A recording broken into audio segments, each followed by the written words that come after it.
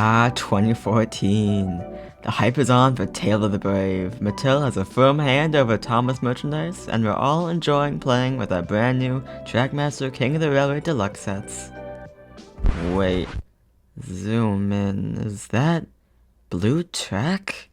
And why is it so small? And why is Thomas so squished? Well, today we're going to be talking about Trackmaster's little-known sister range, Motorized Railway. This plastic battery-powered range was sold from 2014 to 2019, and from suspiciously familiar sets to Mega Bloks-esque proportions. There's a lot to talk about here. I mean, why did it exist in the first place? And why did it look so strange? Well, without further ado, I'm Jaden, aka the Wooden Wilbert, and today we're going to be diving into the history of Thomas & Friends Motorized Railway.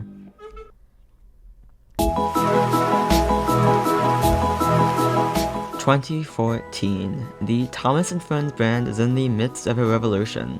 2 years prior, Mattel purchased Hit Entertainment and began a new initiative to improve the show under the leadership of one Andrew Brenner. Likewise, new merchandise was released in droves, and considering that the brand was now owned by a toy company, new ranges were being planned left and right. Trackmaster was transitioning into Trackmaster Revolution. The Mega Bloks brand had just been acquired, and plans were materializing for further modifications to ranges such as Wooden Railway and Take and Play. But in the midst of all this, Mattel decided to make a risky move, to take on none other than Takara Tomy. See, despite the Thomas brand literally being owned by a different toy company, the massive market of Japanese Thomas products was still largely dominated by Tomy. This was because of how the licensing rights for Thomas in Japan are owned by Sony Creative Products, so despite having full control over the creative direction of the franchise, Mattel would only get a cut of the possible profits from its international markets. In order to combat this, plans for a Mattel-made Asian motorized Thomas range were conceived, which would be somewhat similar to the classic Tomy Playroll line. These plans would materialize in 2014 when the creatively titled Motorized Railway was released. The line was exclusive to Asia, parts of Europe, and Brazil, and the first wave featured engines 1 through 7, minus Edward, Emily, Steven, Gator, both as movie tie-ins, Diesel, and Salty. Aside from engines, there was a number of track packs and a whopping 8 sets, mostly pretty basic loops or movie tie-ins. And of course, with this being a new line, adapters were made to connect to old Trackmaster track. Right off the bat, it seemed like this range sold well, and in 2015, new sound variants of Thomas, Percy, and James joined the cast, later followed by talking variants, with James swapped out for Flynn. These would speak both English and Mandarin. The character roster would continue to expand, with Hero and Ryan in 2015, Yang Bao and Victor in 2016, Merlin, Diesel 10, and Streamline Thomas in 2017, Harvey, Raoul, and Nia in 2018, and finally Ashima in 2019. Randomly, they forgot Rebecca, who was one of the most important characters Mattel was pushing at this time. Rounding out this lineup, some multi-packs were also released between 2016 and 2018, featuring an engine, 2 pieces of unique rolling stock, and some accessories. Some rolling stock only variants also saw the light of day, with 3 themed trucks each, along with accessories. Despite having literal packs dedicated to rolling stock, Annie would tragically not be complimented with her sister. This seems familiar. Man, they definitely got all the important characters and totally didn't miss 2 essential items at all. Rest in peace, Forgotten Henry and Clarabelle. It's my earlier Goldwell video all over again. Link is in the description. Last but certainly not least, some individually released destinations were also sold, including Tibbetts Sheds, The Chocolate Factor, Cranky, and oh my god, that Thomas is giant! Okay, so this beautiful creature was released in 2017, but believe it or not, this borrows the exact same design of the famous Play Engine Big Thomas from Playrail, released 2 years prior. All they did was update the track and call it a day. I need it. Unfortunately, 2019 would be the last hurrah for the line, as by 2020, it was discontinued in favor of Trackmaster, now named Motorized, which I assume must have sold better. I don't know why they didn't just sell the revamped Trackmaster internationally in the first place.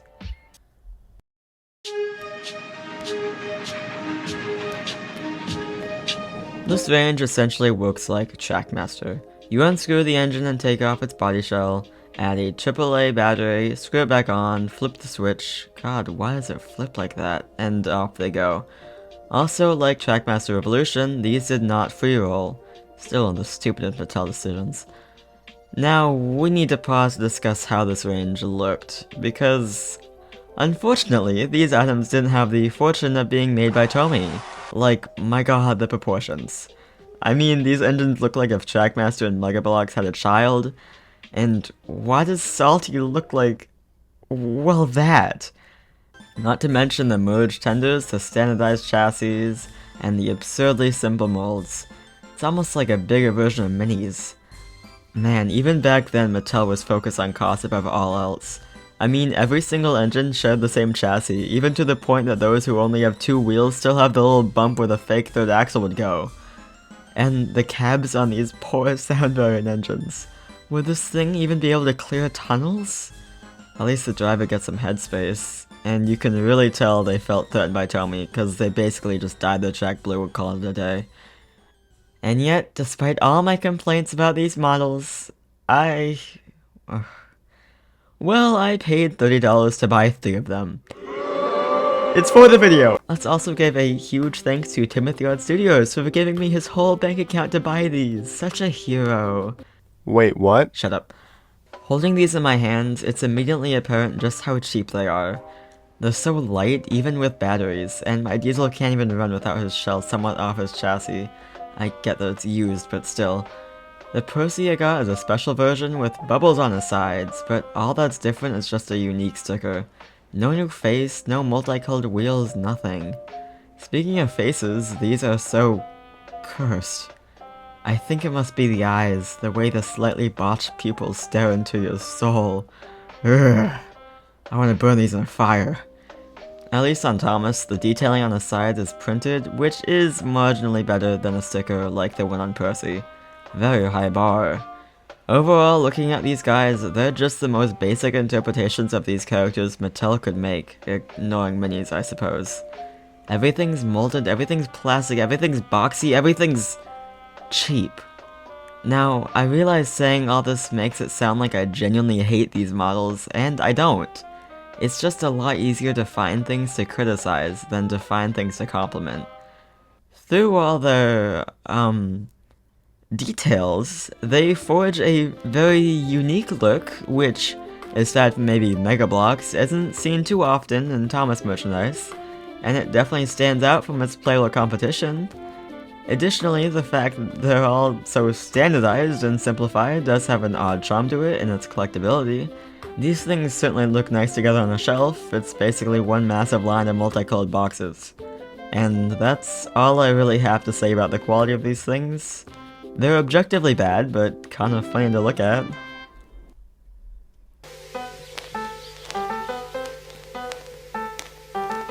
Now, for the part of this range that I am making this video for.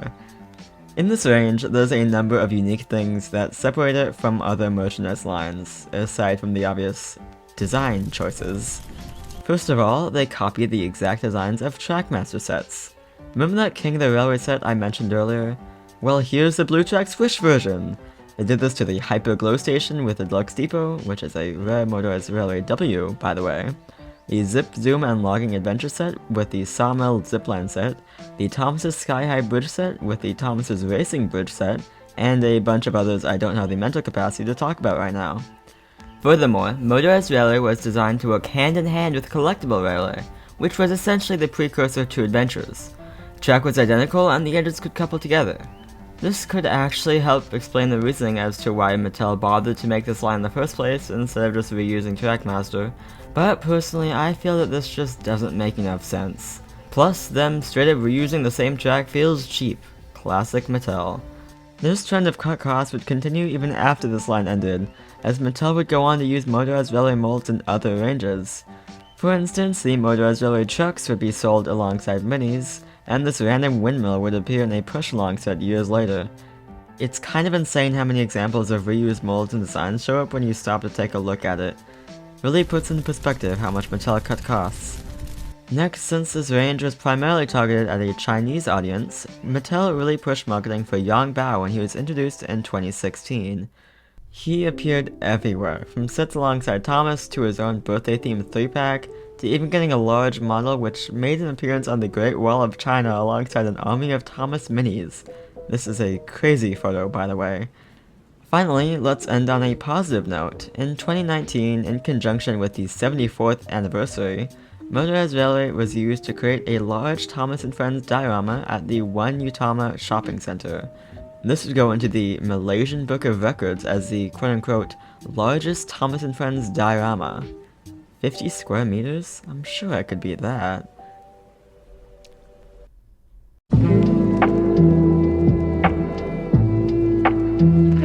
So, if Motorized Railway was so unique, then why did they make this whole new range instead of just doing Trackmaster again? Well, I would argue that to Mattel, even Trackmaster with its plastic molds and generally standardized chassis was too costly. For that reason, they chose to use this opportunity in a new market to lower production costs and overall quality. As I mentioned before, every chassis is more or less the same, the molds are incredibly simple, and everything is plastic. Not to mention these aren't as detailed as the Trackmaster models, no side rods to be found here. Overall, this is honestly a fascinating insight into how Mattel treated their merchandise years before Thomas Wood or any of Mattel's other failures would crawl into stores. Everything was just so cheap. Mattel's priorities don't lie in bringing quality products to families, they lie in profits. But hey, what's a company to do when they've got investors to please? Well, that's sort of the thing. Every time Mattel tries to have their cake and eat it too, that is, make poor quality products and still receive high quality earnings, they at best don't meet their expectations, and at worst create disastrous situations that leave consumers distrusting their brands.